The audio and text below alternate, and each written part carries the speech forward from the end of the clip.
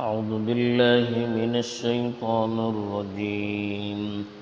بسم الله الرحمن الرحيم. الذين آمنوا ولم يلبسوا إيمانهم بظلم أولئك لهم الأمن وهم مهتدون.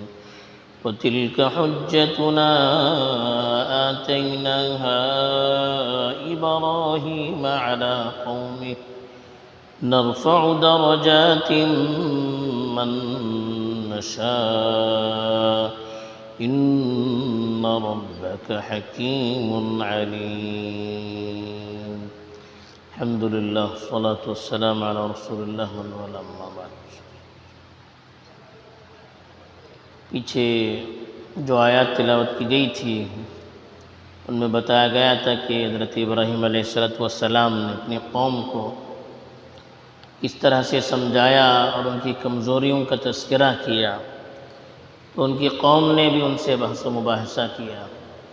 پھر حضرت ابراہیم علیہ السلام نے ان کے جو غلط خیالات تھے ان کے معبودان باطل کے سلسلے میں ان کی تردید بھی کی اور آخر میں بتایا کہ دونوں فریق میں سے امن کے زیادہ حقدار کون ہے،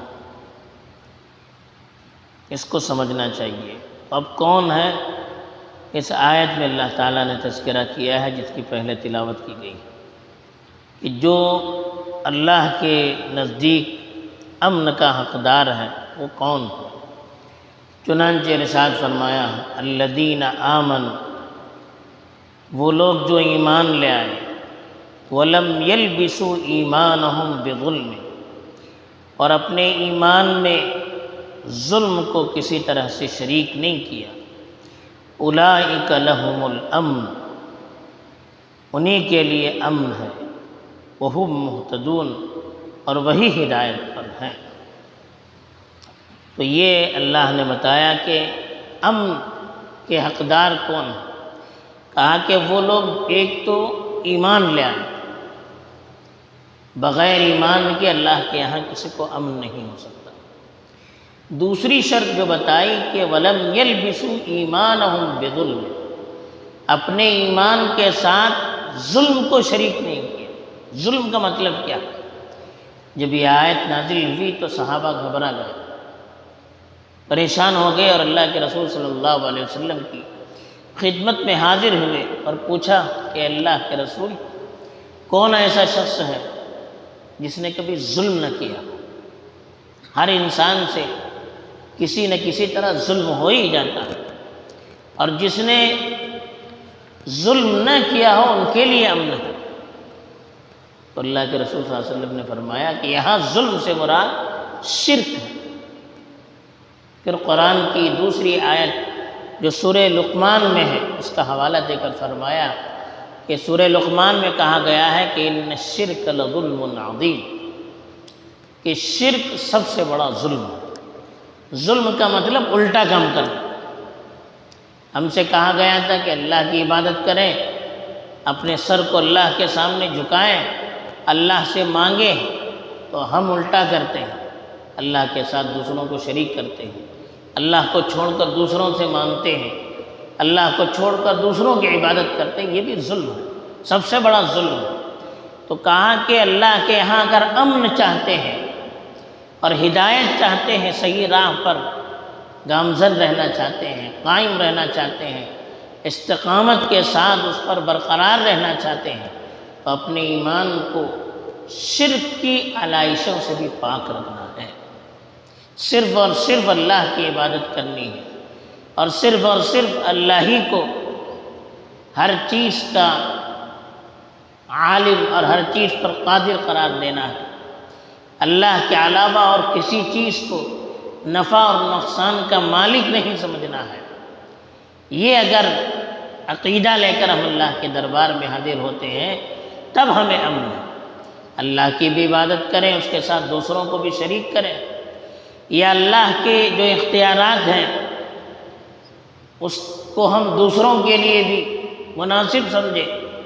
جسے قبر کے پاس جا کے مانگ رہے ہیں، کسی ولی سے کسی چیز کے ہونے کا عقیدہ رکھ رہے ہیں، تو یہ بھی بت پرستی ہی کی ایک شکل ہے، اللہ کے ساتھ شریک قرار دینے کی ایک شکل ہے۔ اللہ کے علاوہ کسی کو عالم الغیب سمجھتے ہیں، حاضر و ناظر سمجھتے ہیں، ہر جگہ موجود سمجھتے ہیں اللہ کے علاوہ اور کسی کو، تو یہ بھی اللہ کے ساتھ دوسرے کو شریک کرنا ہے۔ تو ایمان کے ساتھ ایسا عقیدہ لے کر جانا ہے کہ جس میں کسی طرح سے شرک کی شرکت نہ ہو۔ کہا ان کے لیے قیامت کے دن امن ہوگا، وہی ہدایت پر ہوں گے۔ پھر دوسری جو بات بتائی کہ حضرت ابراہیم علیہ السلام نے اپنی قوم سے بحث و مباحثہ کیا، اور ستارے، چاند اور سورج جو ان کے یہاں معبودوں کی الگ الگ شکلیں تھیں، اس کے معبود نہ ہونے کو اپنے دلیل سے ثابت کیا۔ تو یہ جو دلائل ان کو کیسے معلوم ہوگا کہ حضرت ابراہیم علیہ السلام نے اپنی سوچ وچار سے اس کو سمجھا؟ یہ اللہ کی طرف سے ان کو القاء کر دیے گئے، وحی کے ذریعے سے سمجھایا گیا۔ اس کو یہاں پر اللہ نے بتایا کہ یہ جو دلائل حضرت ابراہیم علیہ السلام کو اللہ نے سمجھائے تھے، اس لیے ان کی قوم جس طرح سے دھوکے میں پڑ گئی تھی، سورج کے سلسلے میں، چاند کے سلسلے میں، ستاروں کے سلسلے میں، حضرت ابراہیم علیہ السلام دھوکے میں نہیں پڑ سکے۔ اسی لیے کہا وَتِلْكَ حُجَّتُنَا، وہ ہمارے دلائل تھے، آتَيْنَاهَا إِبْرَاهِيمَ عَلَىٰ قَوْمِهِ، ابراہیم کو اس کے خلاف ہم نے سمجھا دیا۔ اس سے معلوم ہوا کہ ہم کسی سے بحث و مباحثہ کرتے ہیں، کسی کی غلط چیزوں پر ہم اعتراض کرتے ہیں، ان کے خلاف دلائل دیتے ہیں، یہ دلائل بھی اللہ ہی سے مانگنے چاہیے۔ اللہ ہی سمجھاتے ہیں حضرت ابراہیم علیہ السلام اور دیگر حضرات انبیاء علیہم السلام کو اللہ نے دلائل سمجھائے تھے۔ اللہ نے ان کو دشمنوں کے خلاف غالب ہونے کے لیے کیا اسلوب اور طرز بیان ہونا چاہیے تو وہ سمجھایا تھا۔ یہ چیزیں بھی اللہ کی طرف سے آتی ہیں، تو ایسے موقع پر بھی ہمیں اللہ سے دعا کر کے، اس سے مدد مانگ کر سامنے والوں سے بحث و مباحثہ کرنا چاہیے، ان کو سمجھانے کی کوشش کرنی چاہیے۔ پھر کہا نرفع درجات من نشاء، ہم جسے چاہتے ہیں درجے پر درجہ بڑھا دیتے ہیں، یعنی دنیا اور آخرت میں درجات بڑھانا یہ اللہ کے اختیار میں، کس کی سمجھ بوجھ کیسی ہو، کس کی عقل کیسی ہو، کس کو دلائل کیسے سمجھایا جائے، کس کو علم کتنا دیا جائے، کس طرح سے دنیا اور آخرت میں لوگوں کے مقام اور مرتبے کو بڑھایا جائے، یہ اللہ جانتے ہیں کہ کیسے بڑھایا جائے، کتنے بڑھایا جائے اور کس کے بڑھایا جائے، یہ سب اللہ کی طرف سے ہوتا ہے۔ تو اللہ تعالیٰ اپنے بندوں میں سے جس کو چاہتے ہیں دنیا میں بھی علم کے اعتبار سے، عقل کے اعتبار سے، حکمت کے اعتبار سے، سمجھ بوجھ کے اعتبار سے، قوت فیصلہ کے اعتبار سے ان کو اللہ تعالیٰ ترقی دیتے ہیں۔ اسی لیے کہ نرفع درجات من نشاء، ہم جسے چاہتے ہیں درجے پہ درجہ بڑھا دیتے ہیں، پھر آخرت میں اللہ تعالیٰ جو ترقی دیں گے وہ تو اسی کا اختیار ہوگا۔ ان ربک حکیم علیم، لیکن اللہ تعالیٰ جو بھی کرتے ہیں حکمت سے کرتے ہیں، اور اس کو معلوم ہے کہ کس کے اندر کیا صفات ہیں، کیا خوبیاں ہیں، کتنی صلاحیت ہے، کیسے اس کو دینا چاہیے، یہ اللہ جانتے ہیں۔ اسی لیے کہا کہ آپ کا پروردگار تو سرتاپا حکمت اور ہر طرح کے علم کو رکھنے والا ہے۔ تو بہرحال ان آیات میں اللہ تعالیٰ نے ایک تو بے بات سمجھائی کہ اللہ کے یہاں امن انہی کو ہوگا جو اپنے ایمان کو شرک کی آلائشوں سے بچا لائے گا، اور دوسری چیز بتائی کہ ایمان کے ساتھ ہی ہدایت کا صحیح راستے پر چلانے کا اللہ کی طرف سے وعدہ ہے۔ تیسری بات یہ جو سمجھائی کہ اللہ تعالیٰ نے انبیاء کو بھی دلائل سمجھائے، اس کی وجہ سے وہ غالب آ گئے۔ تو دشمنوں سے گفتگو کرنی ہے، ان کو سمجھانا ہے، تو دلائل کو اللہ سے مانگنا چاہیے۔ چوتھی بات یہ سمجھائی کہ دنیا اور آخرت میں خوبیوں اور خصوصیات کے اعتبار سے مقام اور مرتبہ اللہ تعالیٰ بڑھاتے ہیں۔